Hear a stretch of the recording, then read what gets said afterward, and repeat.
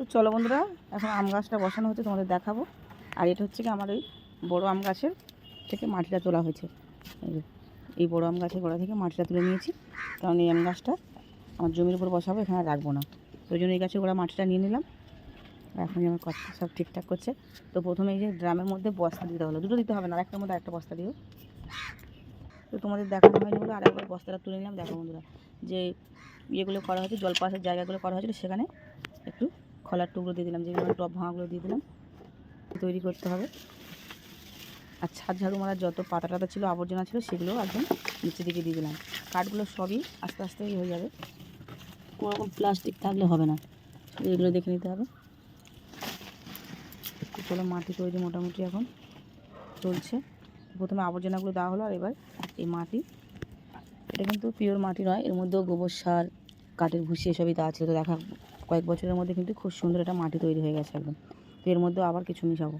আর দেখো, পাতা ঝাড়ু মারাটা যেগুলো ছিল আবর্জনা, সেগুলো কিন্তু খুব সুন্দরভাবে এখনই নরম হয়ে গেছে। আর এটা এবার মাটি দিলে আরও সুন্দর হয়ে যাবে।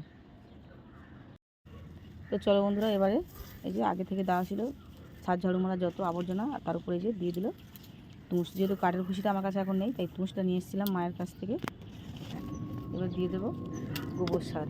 এগুলো বেশি গুঁড়ো করবো না, তার কারণ এটা একটু গোটা অবস্থা থাকলে ভালো হবে, আস্তে আস্তে ভিজবে আর গাছে অনেক দিন সারটা পাবে। এইবার শিংকুচি আর হাড়ের কুচি আছে, সেটা এখন মিক্স করা আছে, ওটাই অল্প একটু দিয়ে দেবো একদম মাটি দেওয়ার আগে। ব্যাস, এইবার অল্প অল্প করে উপর থেকে মাটিটা দেওয়া হবে।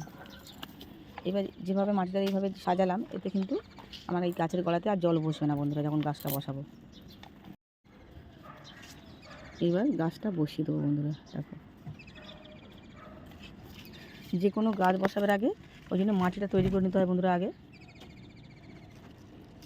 বেশি নিচের দিকে যেও না, যাতে শেকড়টা চাই যায়, শেকড়টাকে একটু ভেঙে দাও শেকড়টা বেরোনোর জন্য, যেহেতু এটা একদম পিওর মাটি রয়েছে একদম। ওই জন্য এই মাটিটা খুব ভালো মাটি, কিন্তু এই মাটিটা না ভেঙে দিলে শেকড়টা চারিদিকে ছড়াবে না, আর তাদের গাছটা খুব তাড়াতাড়ি বাড়বেও না। আর সবসময় তলার দিকে মাটি একটু বেশি পরিমাণে দিতে হবে, আর উপরের দিকে গাছটা রাখতে হবে, তাহলে শেকড়টা যতটা বেশি মাটি পাবে, গাছে কিন্তু তত বেশি ফল ধরবে। এবার উপর থেকে মাটিটা দিয়ে দেওয়া হবে অল্প করে, একেবারে বেশি মাটি দেওয়া হবে না। তার কারণ বন্ধুরা, একেবারে মাটি দিলে পরে আবার খাবারের সাথে সাথে মাটি তৈরি করে দিতে হবে, তাহলে গাছটা ভালো হবে। এখন যেহেতু গাছটা সবে সবে বসানো হচ্ছে, তো দেখো বন্ধুরা, গাছটা কত সুন্দরভাবে বসানো হয়ে গেছে।